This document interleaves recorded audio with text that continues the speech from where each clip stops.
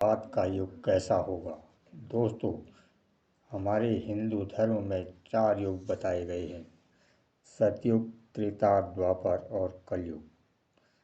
चारों चक्र ठीक हमारे कैलेंडर के महीने की तरह घूमते हैं।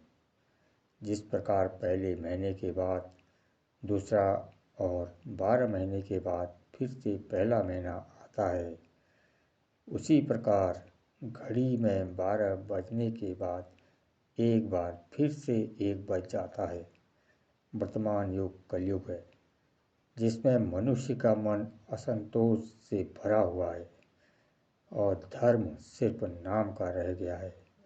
आज चारों तरफ अहंकार, प्रतिशोध, लालच और आतंक देखने को मिल रहा है। यह हमारा कलयुग है, जिसमें इंसान पैसे के पीछे भागने लगा है, यानी धन और अर्थ के पीछे भागने लगा है। कलयुग को एक सांप कहा जाता है और जब इसका अंत होगा तो एक बार फिर से पृथ्वी पर ऋषि मुनि और देवता समान होंगे। लेकिन आपके मन में भी कभी न कभी कलयुग के शुरू होने से लेकर इसके अंत तक का सवाल जरूर आया होगा। आज हम आपको बताएंगे कैसा होगा कलयुग के बाद का युग। भगवत गीता में बताया गया है कि परिवर्तन ही सृष्टि का नियम है और सभी लोगों में परिवर्तन का यह 22वां चक्र चल रहा है, यानी यह क्रम पहले भी आ चुका है।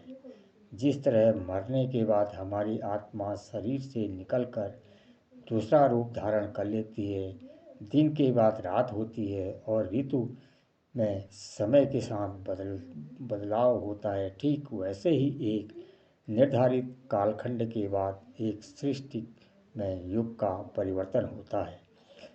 विष्णु पुराण में कलयुग से जुड़ी एक कहानी मिलती है। इसमें बताया गया है कि किसी ने भगवान विष्णु से पूछा, भगवान, अभी द्वापर युग चल रहा है और इसके बाद कलयुग आने वाला है, लेकिन उस समय के मनुष्यों को कैसे पहचाना जाएगा। भगवान श्री कृष्ण ने कहा, जब दुनिया में पाप की सीमा बढ़ने लगे तब कलयुग आ जाएगा। जब मनुष्य समझ जाएगा कि कलयुग शुरू हो चुका है। कलयुग की शुरुआत के लक्षण इस प्रकार से होंगे।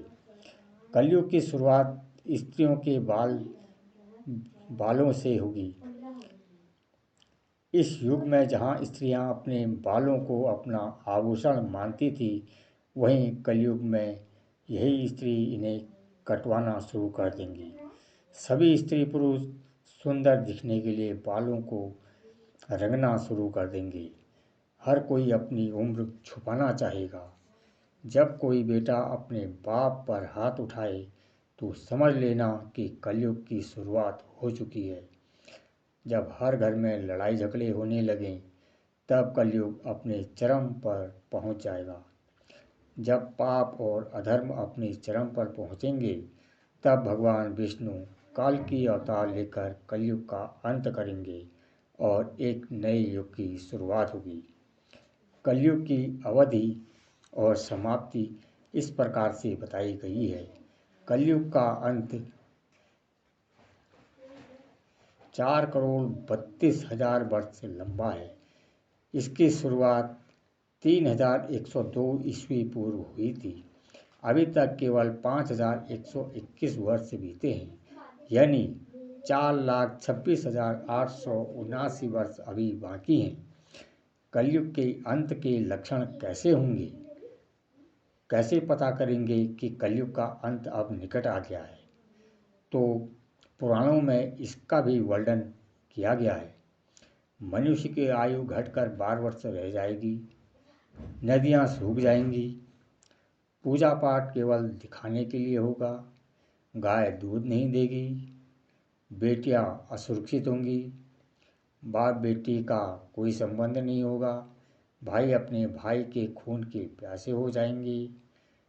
केवल वे ही लोग राज करेंगे जिनके पास पैसा होगा, गाड़ी होगी, बंगला होगा।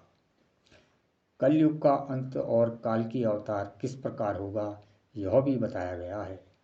जब पाप अपने चरम पर होगा तब भगवान विष्णु काल की अवतार लेकर अधर्म का नाश करेंगे और सत्य की पुनः स्थापना करेंगे। सतयुग का आगमन कैसे होगा? पुराणों में यह भी वर्णित है। कलयुग के बाद सतयुग आएगा जिसे स्वर्ग युग भी कहते हैं। सतयुग 17,28,000 वर्ष का चलेगा। मनुष्य की आयु 4,000 से 10,000 वर्ष की होगी। सत्य और धर्म का राज होगा। मनुष्य भौतिक सुखों के स्थान पर मानसिक शांति को महत्व देगा। केवल प्रेम रहेगा, नफरत के लिए कोई जगह नहीं होगी। लोग आपस में मिलजुल कर भगवान से संवाद कर सकेंगे। अमीर और गरीब में कोई भेद नहीं होगा। धर्म और पुराणों में कहा गया है कि व्यक्ति कलयुग में भी धर्म और सत्य के मार्ग पर चलेंगे, उन्हें सतयुग जैसे सुखों की प्राप्ति होगी। अतः हम अपने वर्तमान जीवन में धर्म और कर्म का पालन करना चाहिए और दूसरों की सहायता करनी चाहिए। इसी के साथ मैं आपको यहीं पर ही अपनी वीडियो विराम करता हूँ। आपको हमारी वीडियो कैसी लगी हमारे चैनल को सब्सक्राइब करें, लाइक और शेयर करें। आपका सहयोग ये हमारे लिए काफ़ी है।